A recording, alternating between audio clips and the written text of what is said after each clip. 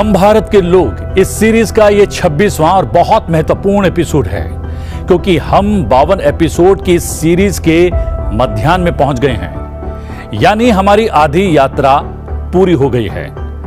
इस एपिसोड के बाद हम भारत के लोग सीरीज में संविधान सभा में अलग अलग विषयों को संविधान का अंग बनाने को लेकर हुई बहस और चर्चा की ओर बढ़ेंगे। लेकिन इससे पहले स्वतंत्र भारत के एकीकरण की यात्रा को जानना और जीना बहुत आवश्यक है। आप आजाद हैं, आजाद रहें। आप लोग इस मुल्क पाकिस्तान में अपनी अपनी इबादतगाहों, मस्जिदों या मंदिरों में जाने के लिए। जिन्ना ने पाकिस्तान के निर्माण की तारीख तय होते ही साफ कर दिया कि पाकिस्तान को माउंटबेटन की जरूरत नहीं है, वो खुद का गवर्नर जनरल नियुक्त करेंगे। वहीं स्वतंत्रता के बाद भी माउंटबेटन स्वतंत्र भारत के पहले गवर्नर जनरल के रूप में बने रहे, और ऐसा हुआ तत्कालीन प्रधानमंत्री नेहरू की चाहत के कारण। प्रिय लॉर्ड माउंटबेटन, आपका पत्र मिला। पत्र में आपने चिंता जाहिर की है अपने नौकरों के बारे में और रहने के स्थान के बारे में। मैं साफ कर देता हूं कि जो सेवक और नौकर यूनाइटेड इंडिया में तुम्हारे साथ हैं, वो आज़ाद भारत में भी तुम्हारे पास ही रहेंगे। जैसा बंगला तुम्हें पहले मिला हुआ था, अब भी उससे किसी भी तरह का कमतर बंगला तुम्हें नहीं दिया जाएगा। तुम्हें कहीं जाने की ज़रूरत नहीं है, क्योंकि तुम ही हमारे नए गवर्नर जनरल रहोगे। 15 अगस्त के बाद गवर्नर जनरल का भारत में कोई रोल नहीं है। अब ये जो भी वो कह रहे हैं, वो प्रधानमंत्री ने ही रोका है गवर्नर जनरल को, तो सिंबॉलिक पावर तो गवर्नर जनरल के पास ही है, उसका राइट नहीं है। लेकिन आपने बनाकर रखा है चूंकि, तो अब उसी के पास है। अब मर्जी हो आप उससे मान लो, जिसको आपने ही बिठाया हो, जो जिसको आपने रोका हो उससे मर्जी हो वो मांगो, मर्जी हो वो करो, मर्जी हो जैसा करना चाहें वैसा करें। अगर माउंटबेटन उस समय चले गए होते जैसा पाकिस्तान ने कर लिया, तो शायद पटेल ज्यादा प्रिवेल कर सकते थे। हमें नई परिभाषाएं गढ़नी पड़ती, नए सिरे से हमको मिनिस्ट्रियां बनानी पड़ती। लेकिन हमने गवर्नर जनरल अभी वही रखा था, इसलिए आदत में हमारी था कि गवर्नर जनरल से पूछकर ही काम करेंगे। और गवर्नर जनरल तो माउंटबेटन बैठा हुआ है, और प्रधानमंत्री ने रोका है, ऑफिशियल चिट्ठी लिखकर रोका है कि राष्ट्रपति भवन आपको खाली करने की आवश्यकता नहीं, मतलब गवर्नर हाउस आपको खाली करने की आवश्यकता नहीं है, क्योंकि हम गवर्नर जनरल बदलने ही नहीं जा रहे। माउंटबेटन ने चिट्ठी लिखकर पूछा था कि क्या हम कोई दूसरा अरेंजमेंट मेरे लिए होगा यहाँ, तो उन्हें कोई अरेंजमेंट नहीं होगा, तुम ही बैठोगे, क्योंकि हम तो बदलने नहीं जा रहे तुमको। जबकि लीगली तो उसका राइट ही नहीं बनता। जब इंडिपेंडेंस ऑफ इंडिया 1947 पास हो गया, उसके बाद गवर्नर जनरल का लीगल कोई राइट नहीं है, कैसे हो जाएगा उसका राइट? पाकिस्तान भी तो उसी कानून से आजाद हुआ था ना, उन्होंने तो नहीं रखा, तो हमारे पास रहने के क्या मतलब है? और जब आप कह रहे हो कि सना ट्रीटी ये वो सब यहीं से लैप्स कर रहा है, तो फिर ये नहीं लैप्स करेगा। तो अब गवर्नर जनरल को बिठाया प्रधानमंत्री ने।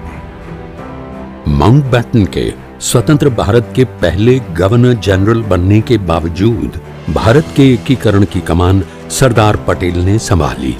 देश के पहले गृह मंत्री के साथ साथ देश के पहले उप प्रधानमंत्री होने के चलते। लेकिन एकीकरण की ये प्रक्रिया बहुत कठिन थी, क्योंककि अंग्रेजों की नीति के कारण भारत ब्रिटिश भारत और रजवाड़ों में बंटा हुआ था, और रजवाड़े भी 2-4 नहीं 565।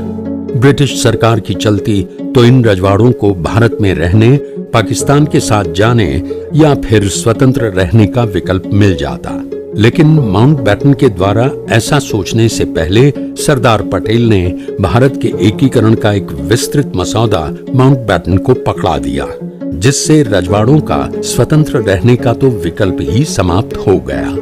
पाकिस्तान के साथ जाने की संभावनाएं भी क्षीण हो गईं। युगों युगों से भारत एक राष्ट्र ही नहीं बल्कि एक सभ्यता भी है, और राजा रजवाड़े राजा रजवाड़े भारत का अभिन्न अंग रहे हैं। वे ही नहीं, कई शूरवीर राजाओं ने तो भारत की एकता और अखंडता के लिए अपने प्राणों की आहुति तक दी है। मुझे पूरा विश्वास है देश के 565 रजवाड़े इस नए भारत में भी भारत को ही अंगीकार करेंगे। 602 रियासतों से बात करना, उनको अपने साथ मिलाना, नए सिरे से भारत बनाना, ये कठिन नहीं, बहुत कठिन काम था जो ब्रिटिश गवर्नमेंट पूर्ण रूप से कोशिश करती रही, नहीं कर पाई। इसलिए हमें सबसे योग्य व्यक्ति चाहिए था जो निर्णय भी ले सकता था, जो सरकार से उस समय लड़ भी सकता था, जो ब्रिटिश गवर्नमेंट का जो हमने गवर्नर जनरल अभी रखा था, जिन्होंने नहीं रखा, उन्होंने नहीं रखा, हमने रखा था, और उसने चिट्ठी भी लिखी थी प्रधानमंत्री को कि भाई हम तो राष्ट्रपति भवन में हैं और हम यहाँ से जा रहे हैं, तो अब तो आप स्वतंत्र हो गए, हमें जाना है। तो हमारे प्रधानमंत्री ने कहा नहीं, तुम्हें यहीं रहना है, गवर्नर जनरल हमारे तुम ही हो। पाकिस्तान ने कहा कि हमारा गवर्नर जनरल अब तो आज़ाद हो गए, भाई अपना रखेंगे, तो उन्होंने अपना गवर्नर जनरल जिन्ना को बना लिया। हमारे यहाँ गवर्नर जनरल को हमारी सरकार ने उसी को रखा, तो अब नया चैलेंज पड़ जाएगा। ब्रिटिश गवर्नमेंट यहाँ पर बैठी हुई है, आज़ादी के बाद भी बैठी हुई है, तो अब कौन डील करेगा।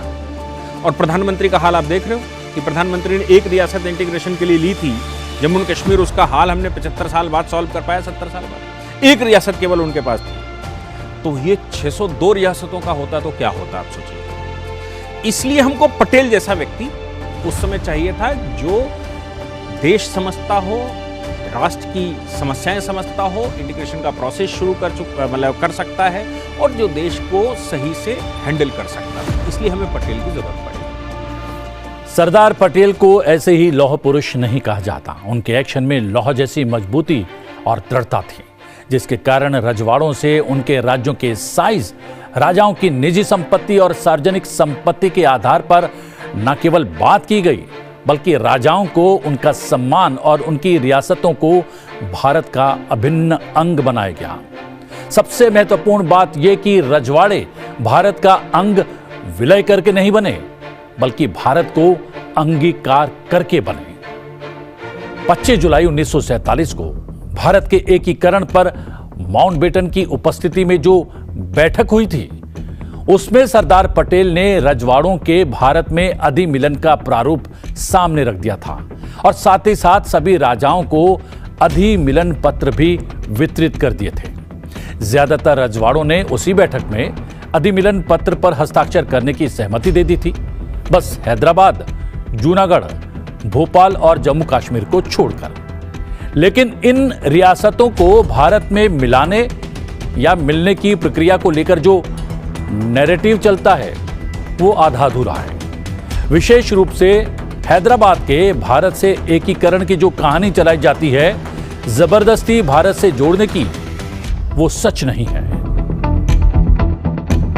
हैदराबाद ब्रिटिश भारत की सबसे बड़ी रियासत थी, जिसका क्षेत्रफल इंग्लैंड और स्कॉटलैंड के संयुक्त क्षेत्रफल से भी अधिक था, और हैदराबाद के निजाम उस्मान अली खान दुनिया के सबसे अमीर लोगों में से एक थे। उनके पास रजाकार नाम की एक निजी सेना थी, जिसे मिलिशिया भी कहा जाता था, जो कि शासन को बनाए रखने तथा हैदराबाद स्टेट को नव स्वतंत्र भारत में विलय का विरोध करने के लिए बनाई गई थी। क्योंकि हैदराबाद का निजाम पाकिस्तान के साथ जाने के पक्ष में था और वहां की जनता भारत के साथ जाना चाहती थी, भारत के साथ हैदराबाद का अधिमिलन ना हो जाए, इसके लिए निजाम के रजाकारों ने अत्याचार करने शुरू कर दिए। पटेल की मिनिस्ट्री ने उस समय अधिमिलन पत्र तैयार करके 25 जुलाई की बैठक में सभी प्रिंसली स्टेट्स को बांट दिया और कहा इस पर साइन करना है। वो फॉर्मेट तैयार था, उस पर शब्द सबके, एक एक शब्द सबके लिए सेम इस्तेमाल किया गया। केवल आपको अपनी रियासत लिखनी है और साइन करना है, सील करना है, बाकी सबका पत्र एक ही है। यानी कि किसी राजा के पास कोई चॉइस नहीं है कि वो अपना दिमाग उसमें लगा लेगा। फिर उन्होंने कहा कि करना पड़ेगा, लेकिन subject to the condition of contiguation of boundaries. यानी कि आपको बाउंड्री की कॉन्टिग्युएशन में ही करना है। हैदराबाद चाहता था कि हम पाकिस्तान चले जाएं, लेकिन उसकी बाउंड्री नहीं लगती, इसलिए वो जा नहीं सकता। वो खूब चाहे जाना चाहता, नहीं जा सकता। भोपाल चाहता था हम पाकिस्तान चले जाएं, वो जा ही नहीं सकता, क्योंकि ये योजना में ही नहीं। वो वहीं पर जाएगा जहां उसकी बाउंड्री लगती है। जूनागढ़ की स्थिति भी कमोबेश हैदराबाद जैसी थी। 1947 में जूनागढ़ के नवाब ने भी पाकिस्तान में शामिल होने की घोषणा की, लेकिन ये फैसला भारत सरकार को मंजूर नहीं था, विशेष रूप से सरदार पटेल को। इसके दो कारण थे। एक, जूनागढ़ की जमीनी सीमाएं सीधे तौर पर पाकिस्तान से नहीं मिलती थीं। दूसरा, जूनागढ़ की अधिकांश आबादी हिंदू थी और नवाब के इस फैसले का विरोध कर रही थी। अब जूनागढ़ का चला गया ना, नवाब भाग गया, और नवाब को तय करना है। नवाब भाग गया कहीं और, तो वहां प्रधानमंत्री ने, जो नवाब का वजीर था, वजीर ने कहा हम प्लेबिसाइड करवाएंगे, जनता से हम पूछेंगे। भुट्टो, जनता से प्लेबिसाइड हुआ, तब जनता ने कहा हम भारत के साथ रहना चाहते हैं, तो छोड़कर गया, तो हम क्यों पुलिस एक्शन वहां कर देंगे। अब जब तय हो गया, उस रियासत ने तय कर दिया कि हम भारत के साथ रहेंगे, और वहां के रूलर्स ने तय किया कि हम जनता से पूछकर ही अधिमिलन करवाएंगे, तो भाई भारत का पुलिस एक्शन क्यों, भारत के ऊपर क्यों सवाल खड़ा किया जाना। वो तो भारत हो गया ना, जैसे ही वहां पर जनता ने रायशुमारी कर दी कि हम भारत के साथ रहेंगे, और प्रधानमंत्री ने करवाई, नवाब भाग गया। फिर भी ये कहा जाता नहीं, ये जबरदस्ती का किया गया। भोपाल भारत के साथ आने वाली सबसे अंतिम रियासत बना। वो 1 जून 1949 को भारत में शामिल हुआ। वैसे भोपाल के नवाब ने अधिमिलन पत्र यानी लेटर ऑफ एक्सेशन पर हस्ताक्षर बहुत पहले कर दिए थे, लेकिन शर्त रखी थी कि अगर कश्मीर के राजा Hari Singh letter of accession पर हस्ताक्षर कर देते हैं तो उनका अधिमिलन पत्र स्वीकार कर लिया जाए। लेकिन हरि सिंह ऐसा नहीं करते हैं तो भोपाल भी अपना निर्णय स्वयं लेगा। लेकिन सच यह है कि जम्मू कश्मीर रियासत के राजा हरि सिंह हमेशा से ही भारत के साथ थे। उन्होंने लंदन में हुए पहले 2 गोलमेज सम्मेलनों में ब्रिटिशर्स से साफ कहा था कि स्वतंत्रता के बाद क्या करना है ये सब हम भारतीय आपस में मिल बैठकर तय कर लेंगे। आप सिर्फ भारत को कब स्वतंत्र कर रहे हैं इस पर बात कीजिए। 25 जुलाई 1947 को जब सरदार पटेल ने बैठक में इंस्ट्रूमेंट ऑफ एक्सेशन वितरित किया था, जम्मू कश्मीर के प्रधानमंत्री उस समय वहां पर उपस्थित थे और अपनी स्वीकृति भी दे रहे थे।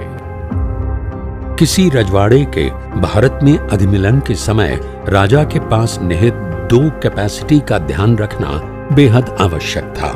एक, राजा की निजी कैपेसिटी, उसके महल, उसकी संपत्ति। दूसरे, उसके राज्य की संपत्ति।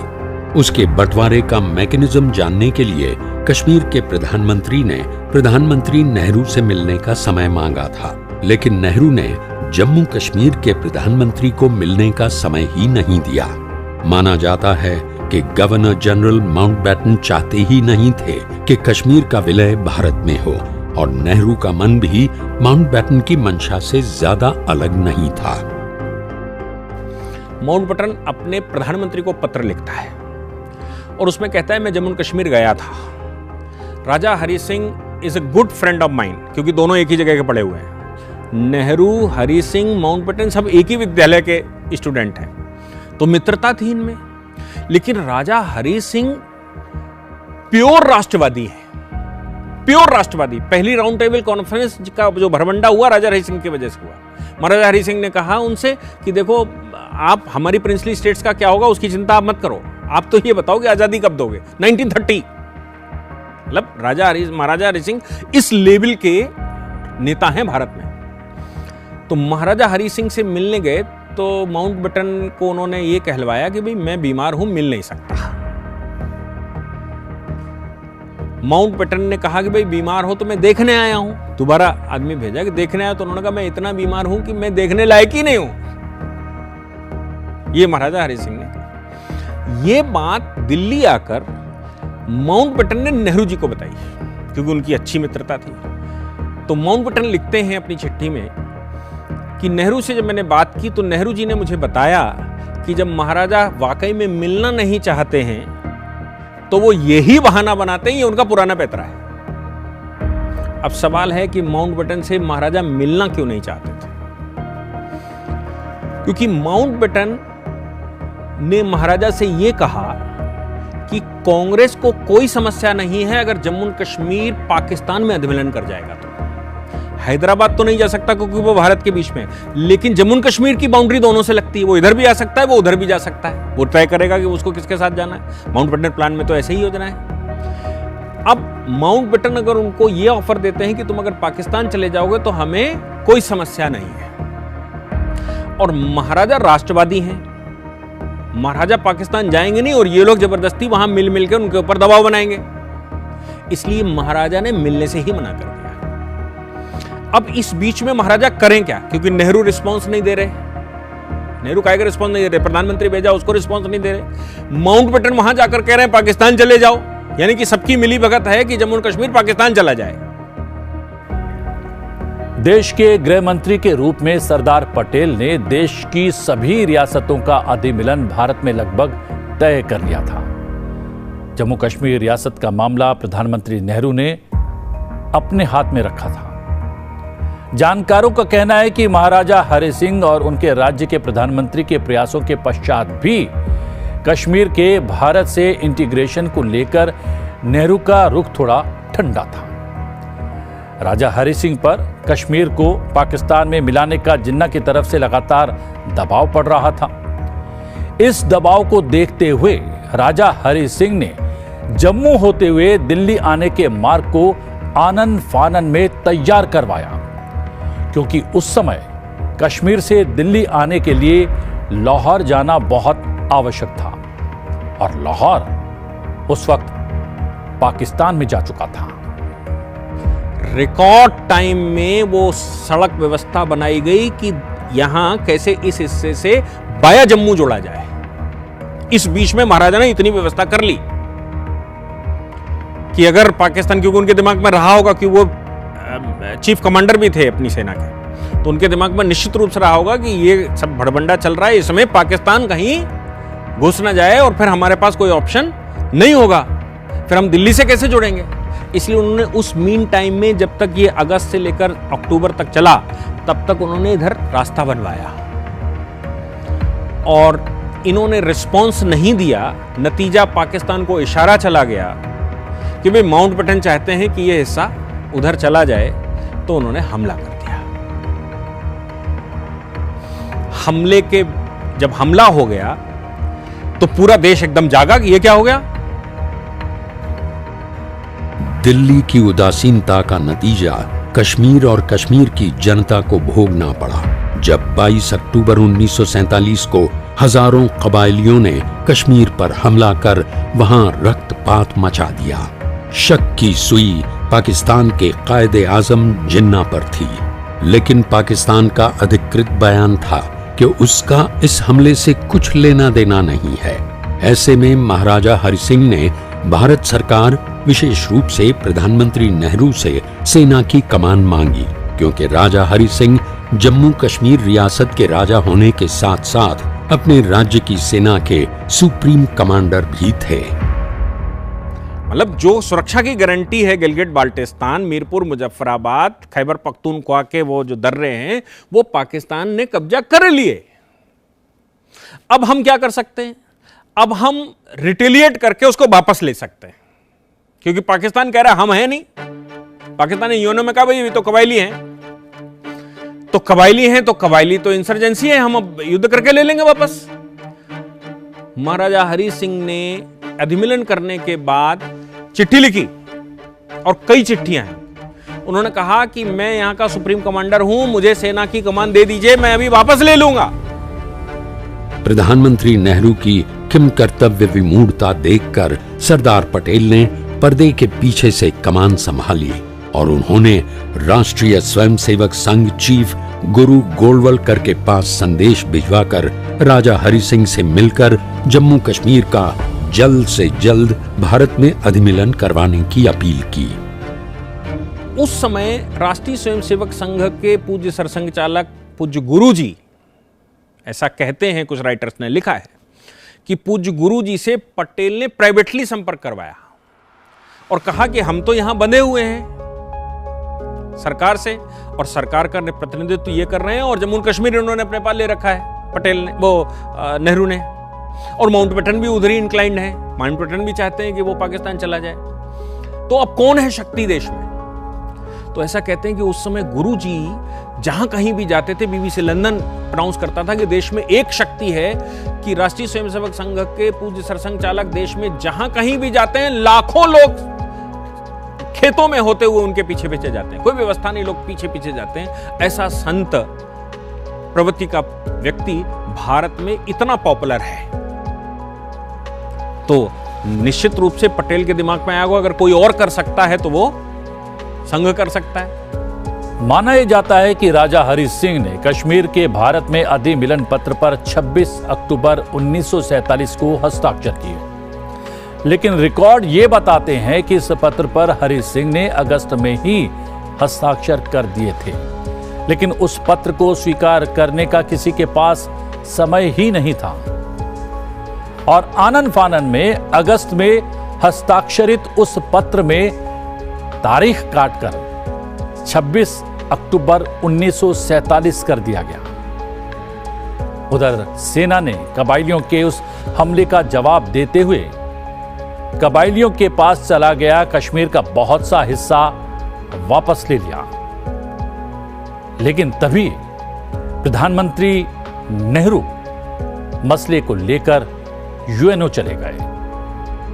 लाहौर हाईकोर्ट के जज थे मेहरचंद महाजन को जम्मू कश्मीर का प्रधानमंत्री बनाया गया, और वो चूंकि लर्नड व्यक्ति थे, उन्होंने फिर इधर इनिशिएट किया, और इधर जम्मू कश्मीर में पाकिस्तान घुसने की वजह से ये सब कुछ एक जनभावना तैयार हो गई थी, तो नेहरू वहां हल्के पड़ गए, और तब यह अधिमिलन पत्र साइन हुआ, और उसी पत्र पर जल्दबाजी में दूसरा लिखवा भी नहीं पाए, छपवा भी नहीं पाए, उसी पर वो डेट काटकर नई डेट डालकर दे दिया गया, उसको अधिमिलन पत्र कहते हैं। इसमें महाराजा का कोई दोष नहीं, महाराजा तो शुरू से भारत को एक देखना चाहते थे, इसलिए फर्स्ट राउंड टेबल कॉन्फ्रेंस में भी उनका भाषण सुनेंगे तो भारत एक है। महाराजा स्वतंत्र भी नहीं रहना चाहते थे, ऐसा कहीं महाराजा का कोई स्टेटमेंट नहीं है, कोई उनका डॉक्यूमेंट नहीं है जो ये कहता हो कि वो स्वतंत्र रहना चाहते थे। कश्मीर पूर्ण रूप से पाकिस्तान में जाने से तो बच गया, लेकिन उसके बड़े हिस्से पर पाकिस्तान का कब्जा हो गया, और ये खैबर पख्तून और गिलगित बाल्टिस्तान का वो हिस्सा था जिसका इस्तेमाल करके भारत में आतताई और आक्रमणकारी आते रहे थे, और 1947 के बाद से ये क्षेत्र पाकिस्तान से आने वाले आतंकवादियों का प्रवेश द्वार बन गया। काश उस समय हम यूएनओ न जाते, काश सेना को मोर्चे पर पहले लगाया जाता, तो सरदार पटेल के प्रयास से भारत की रियासतों के हुए सफल एकीकरण पर कश्मीर के बट जाने का दाग न लगता।